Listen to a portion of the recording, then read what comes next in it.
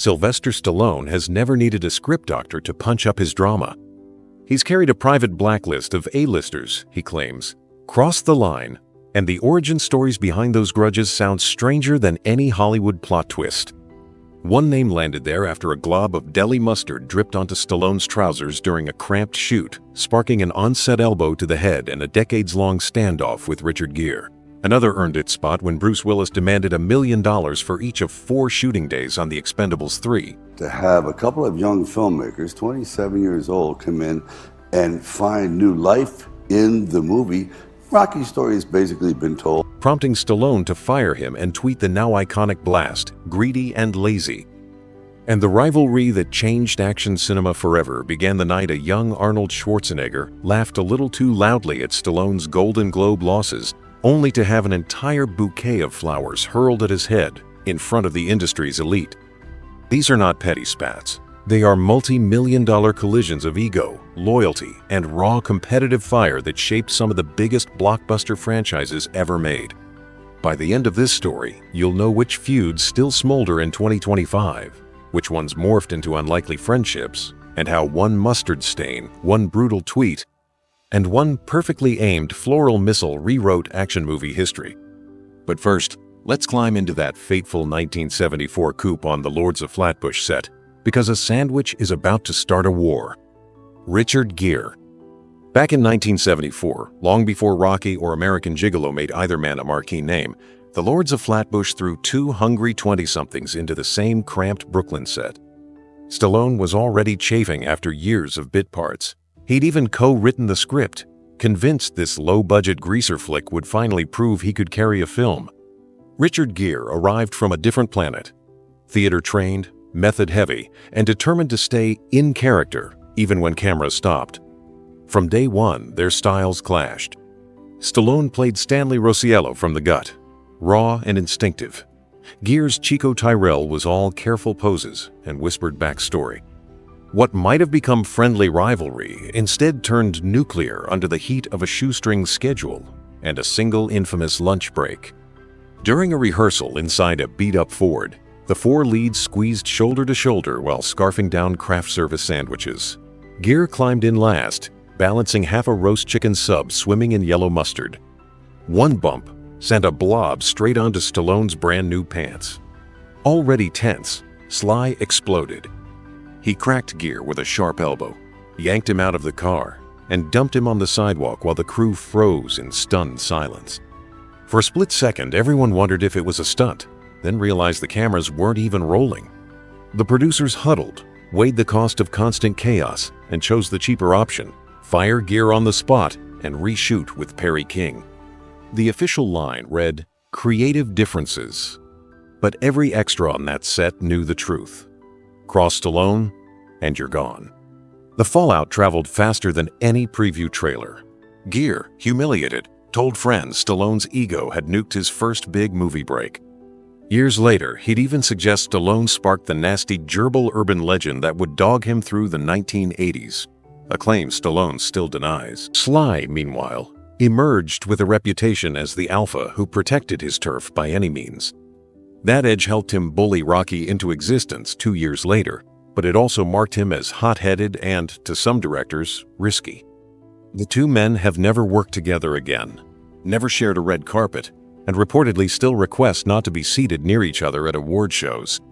Nearly 5 decades later, entertainment sites happily recycle the mustard chicken tale whenever either star hits the news. Because the feud has aged into Hollywood folklore, it's short, messy, and impossible to fact-check without reopening old wounds. If a single sandwich could torch a career opportunity and ignite 5 decades of grudges, imagine what happens when the price tag isn't a ruined pair of pants, but $4 million for 4 days' work. That's where we head next, as Stallone's loyalty-driven dream project collides with Bruce Willis's million-a-day ultimatum and turns brotherhood into open warfare. Bruce Willis. Fast forward to 2013, and Stallone was no longer the scrappy kid guarding his indie set. He was the de facto camp counselor of 80s action nostalgia, running the Expendables like a reunion tour where every bruised knuckle and inside joke came wrapped in loyalty. The first 2 films had hauled in more than $500 million worldwide. not because any one star still lit up the box office, but because fans loved seeing the old guns shoulder to shoulder for something bigger than a paycheck. That unspoken pact shattered the moment Bruce Willis's agent faxed over a blunt demand: $4 million for 4 days on Expendables 3, non-negotiable. Stallone read it twice, felt the blood rise, and fired back the only way a social media rookie in his 60s knew how. He jumped on Twitter and blasted his former Planet Hollywood partner as greedy and lazy, a sure formula for career failure. Within hours, the trades ran headlines, the fandom picked sides, and Harrison Ford was quietly inked as Willis's replacement, agreeing to a fraction of the fee and showing up on set with a grin so big it felt like shade. Yet the damage went deeper than a spicy tweet. Willis's walk away turned the series' inside joke camaraderie into a cold spreadsheet, and the box office numbers proved it. Expendables 3 limped in at $39 million domestic, barely a third of the original. By the time Expendables 4 sputtered out in 2023, the franchise that once felt bulletproof was being labeled a legacy flop. Stallone, hurt but stubborn, insisted the brotherhood ideal still mattered. Willis shrugged, booked a few straight-to-VOD thrillers, and then the plot twisted in a way no rivalry scriptwriter would dare. In 2022, the Willis family revealed Bruce was battling aphasia, a brain language disorder that forced his retirement. Months later, doctors confirmed a progression to frontotemporal dementia. Suddenly, that million-a-day standoff looked small. Stallone posted a candid photo of the two laughing on an old red carpet and captioned it with prayers, apologies, and the line, "Keep punching, my friend." Industry gossip softened overnight. The greedy and lazy label gave way to tributes about die-hard grit and moonlighting charm, and even Stallone admitted in a 2024 interview that he'd let ego talk louder than friendship. The feud didn't vanish. Fans still debate whether Willis's price tag was business or betrayal. But illness reframed the story from macho clash to fragile humanity, turning two iconic tough guys into aging veterans facing something they couldn't out-train. Money may bruise pride, Stallone learned, but whispered rumors can cut far deeper. And those whispers are exactly where we head next, to a friendship with Eddie Murphy that unraveled the moment tabloids decided laughter might be hiding a secret. Eddie Murphy. For most of the 1980s, Sylvester Stallone and Eddie Murphy looked like the Hollywood odd couple who actually worked. The action bruiser and the fast-talking comedian, grabbing dinner after premieres, scheming buddy cop ideas, even joking they'd one day co-produce a Godfather spoof. Industry insiders say the two shared an easy shorthand born of similar backstories. Both had clawed their way up from tough neighborhoods to global fame. That bond felt bulletproof until 1987, when Murphy hired Brigitte Nielsen, Stallone's statuesque wife, to play the icy villainess in Beverly Hills Cop 2. At first, the casting looked like a friendly favor. Nielsen would get a high-profile role. The movie would score extra press. Stallone would cheer from the sidelines. But long days on set, late-night rewrites, and Nielsen's magnetic charisma sparked whispers that she and Murphy were more than co-stars. No photo ever proved it, and Murphy flatly denied anything romantic. Yet the gossip snowballed in tabloids desperate for a new scandal. Within weeks, red carpet reporters were asking Stallone point-blank if he felt betrayed. Publicly, he laughed it off, but friends recall his anger brewing the moment headlines linked his friend's name to his marriage. Stallone finally snapped after reading a column that described Nielsen and Murphy sharing inside jokes between takes. He skipped the studio middlemen, grabbed the phone, and according to multiple biographies, demanded Murphy explain what's really going on. Murphy insisted nothing had happened, but the trust fracture was instant. Calls stopped. Planned joint projects like Soldiers of Misfortune, Boys, even a wild mafia comedy quietly died. Industry events turned awkward. Murphy would enter a party. Stallone would leave within minutes. Crews whispered about the Cop 2 curse whenever the two appeared on the same guest list. Stallone's marriage to Nielsen dissolved that very year, adding fuel to fan theories that the rumors were true, even though neither star ever confirmed them. Over time, the saga hardened into Hollywood folklore, a friendship wrecked not by proof, but by perception, showing how fast loyalty can crumble when tabloids weaponize speculation. Today, interviews with either man sidestep the topic. Murphy calls the story stupid gossip. Stallone labels it a private chapter. Yet entertainment sites still recycle the tale every few years because it delivers the perfect cocktail of fame, romance, and betrayal. Stallone learned a brutal lesson. Money arguments sting, but personal rumors cut deeper, especially when they collide with pride and marriage. And if whispers on a comedy set could end a real friendship, imagine the tension when a silver screen legend tries to rewrite Stallone's darkest script in front of the whole crew. A clash that would send Kirk Douglas storming off First Blood and force Stallone to fight for his creative life. Kirk Douglas. By 1982, Stallone was riding high, but he still felt typecast as the gloved underdog. First Blood was his escape plan, a raw, rainy thriller about a Vietnam vet who couldn't shake the war still echoing in his head. Stallone had helped fine-tune the script, trimming speeches, adding the famous survival knife, and, most of all, sparing John Rambo's life at the end. He wanted viewers to see trauma, not a tidy corpse. Then Kirk Douglas arrived. Douglas was Hollywood royalty, a 65-year-old titan whose mere glare could silence a lighting crew. He signed on to play Colonel Troutman, Rambo's former commander, and walked into rehearsals with a leather-bound copy of David Morrell's novel. Inside, pages bristled with yellow notes. One sticky read, "Troutman must shoot Rambo. Bookending is better." Douglas planted that note on the conference table and said, in classic third-person swagger, "Kirk Douglas needs a tragic finale." The room fell silent. Director Ted Kotcheff tried tact. Stallone tried facts. Test audiences hated the bleak ending. Sequels were possible. Hope mattered. Douglas shook his head. Each night he rewrote scenes on hotel stationery, adding speeches that steered every beat toward Rambo's death. Crew members whispered about the Troutman coup as pages piled up. Tension thickened. Call sheets ran late. Extras hung around in muddy boots, while two icons argued story arcs. After a week, the set felt like trench warfare. Stallone, already juggling rewrites and weight drops for the role, snapped. He told Kotcheff, "Either we shoot the film we promised, or we watch it die in meetings." Kotcheff backed him. One morning he met Douglas outside wardrobe and spelled it out. "Script stays, ending stays. Take it or leave it." Douglas left, limousine idling, ego intact but contract shredded. Now the production was bleeding time. Enter Richard Crenna, phoned at midnight, handed a binder on the flight north, and thrown in front of cameras less than 24 hours later. Crenna brought tired, paternal warmth instead of star theatrics. He read his lines, hit his marks, and never once asked for Rambo's corpse. The shoot locked back into rhythm.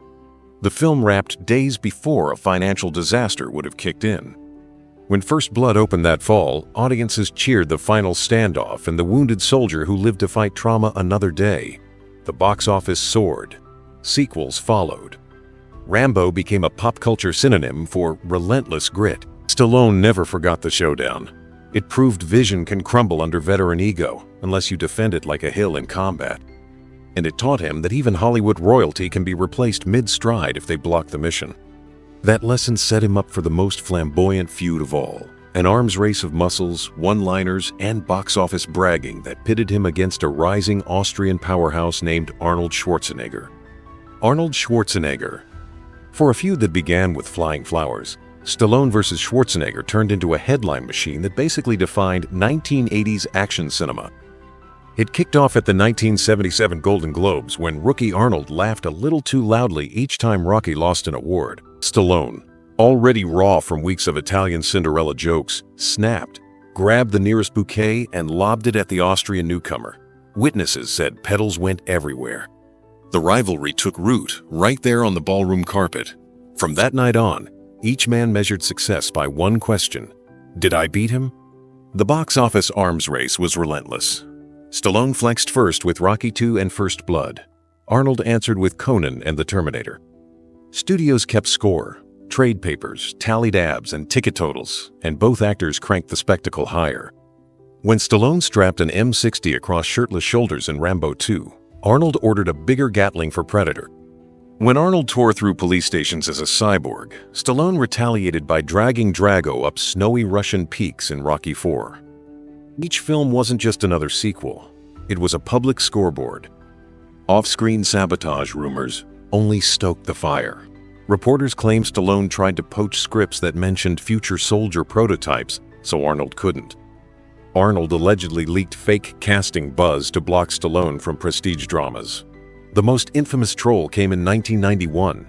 A dreadful buddy cop comedy, Stop, or My Mom Will Shoot, was circling Hollywood. Arnold, sensing garbage, pretended he wanted it. Word reached Stallone, who raced to secure the role first. The result was a critical wipeout that still haunts worst movie lists. Months later, Arnold's own gamble, Last Action Hero, collapsed, proving karma likes equal billing. By the mid-90s, both icons had bruises. Ticket sales dipped, critics mocked their formula, and new stars like Will Smith and Keanu Reeves claimed the action throne. Age, injuries, and a changing market forced reflection. In 2003, they surprised fans by shaking hands and investing together in Planet Hollywood's relaunch. Jokes flowed. Old insults turned into onstage banter, and suddenly the feud looked more like a long, strange friendship boot camp. They even shared the screen in the Expendables series, trading winks about who's stronger, while their characters rescued each other. In recent interviews, Stallone admits the rivalry kept us both hungry, and Arnold calls it the best free marketing campaign ever. Neither man regrets the competition because it drove them past limits, birthed franchises still earning today, and gave pop culture lines kids, quote, decades later. I'll be back. Yo, Adrian.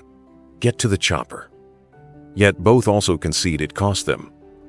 Risky comedies, stalled dramas, and years where a simple phone call might have saved millions in bad decisions. That blend of ego, one-upmanship, and eventual respect wraps the last chapter of Stallone's 5-star blacklist. But grudges, he now says, can be fuel or poison. It depends on what you build with the heat. So as we close this tour of mustard stains, million-dollar demands, whispered rumors, and bouquet warfare, ask yourself, did the fights forge a legend? Or just scorch the friendships that could have mattered more? The Arnold Showdown taught Stallone that even a 15-year ego war can mellow into backstage jokes. But what happens to a man who's defined himself by conflict once the rivals drift away? In the late 2010s, the answer hit Sly hard. His kids were grown, sequels had slowed, and the gym injuries he'd shrugged off for decades caught up all at once. Fused neck vertebrae from the Expendables, nerve damage in one shoulder, metal plates in his back. Doctors warned him that another high-impact stunt could paralyze him. Yet scripts with One Last Mission in the title kept showing up. For the first time, he felt the fights getting heavier than the weights. Instead of quitting, Stallone redirected the fire. He produced a Netflix documentary simply called Sly, pulled boxes of old rejection letters from storage, and let cameras roll while he reread them on screen. Viewers saw a 77-year-old legend tearing up over early audition notes that called him too lopsided, awkward mouth, speech unclear. He admitted those scribbles haunted him more than any celebrity feud ever did. Critics praised the honesty. Fans were stunned to hear the man famous for grim determination confess that self-doubt was the real villain all along. He also began phoning the old blacklist names. Bruce Willis couldn't speak much. Aphasia had stolen words. But Stallone sat beside him, holding his hand in quiet solidarity. Eddie Murphy, now a father of 10, invited Sly to a low-key backyard barbecue that ended with the two laughing over burned burgers like the gossip cycle had never happened. Richard Gere still keeps his distance, yet Stallone publicly defended him after online trolls dredged up the ancient gerbil rumor.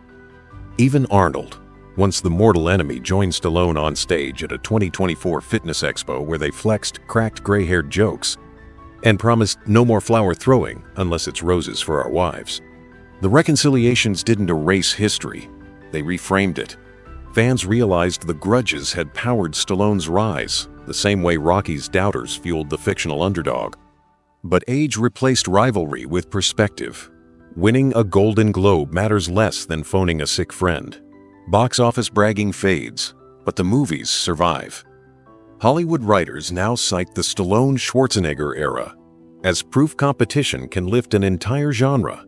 Action cinema's golden age might not exist without two men constantly trying to outpunch each other. In the final scene of Sly, Camera lingers on the handwritten list of people who said no. Beside it, in red ink, Stallone has added a new column titled, People I Forgave. Most names match. He closes the box, locks the storage unit, and walks into bright Los Angeles sunlight with no entourage, just a battered leather notebook under one arm. The same notebook he carried on the Rocky set in 1975. The message lands without a lecture. Fights can forge legends, but it's what you salvage afterward that writes the ending. So, after mustard stains, million-dollar demands, whispered affairs, script room mutinies, and bouquet wars, the question shifts from who won to what did it cost and was the price worth paying? Stallone seems to answer with a grin that has lost some teeth, but none of its bite. Absolutely. If those battles produced characters who still fill theaters and fuel streaming binges today, maybe the grudges served their purpose. But now he keeps a different list. Roles he still wants to play before the final bell rings. And somewhere on that page, you can bet there's one more line. Tell the whole story, even the parts that hurt. Longtime fans love to think of Stallone as the eternal southpaw slugger. But the real legacy isn't the fights he won. It's the bruises he learned to live with. Those mustard-stained pants in a rattling sedan taught him that ego can cost a co-star his job. Bruce Willis's million-a-day ultimatum showed him that brotherhood only works when everyone's rowing the same direction. Eddie Murphy exposed how fragile trust is once rumor mills spin faster than film reels. Kirk Douglas revealed that even legends have to take a seat when the story matters more than the spotlight. And Arnold Schwarzenegger proved that the loudest rival on stage might one day be the only person who truly understands why you kept swinging after the crowd went home. Each clash chiseled a different line in Stallone's face, a reminder that grudges are double-edged. They fuel the climb, but can slice away friendships on the way up. Today, when he walks into a studio boardroom, he isn't there to puff up. He's there to preserve. He'll still argue over final cuts or fight for practical stunts, but he does it with a kind of measured calm that younger execs call coaching. He's traded clenched fists for quiet notes in margins, scribbles that say things like, keep the heart, or make him earn redemption. Young actors who grew up worshiping Rocky now huddle around him between takes, asking how to survive the internet era without losing themselves. Stallone smiles and answers with a story, maybe about the night he slept on a bus bench with the first draft of Rocky stuffed under his jacket. Or the afternoon he almost quit acting, until a janitor urged him to give it one more audition. The point, he says, is always the same. There's no knockout punch bigger than believing in the fight itself. So where does that leave us? The viewers who cheered every slow-motion uppercut and screamed, "Yo, Adrian!" at living room TVs? It leaves us holding a mirror. Stallone's grudges are exaggerated, versions of something we all carry: hurt pride, lost trust, the need to prove ourselves. His story dares us to ask, are we building legend material from our pain, or just stockpiling bitterness that keeps us stuck ringside? If that question hits harder than any fictional bout, don't tap out. Lean in. Drop a comment telling us which Stallone feud changed your view of Hollywood. Hit the like button if you believe rivalry can sharpen greatness. And smash subscribe, so you never miss our next deep dive into the untold stories behind the icons. Because the credits may roll, but the conversation and the fight to understand what really shapes our heroes never ends.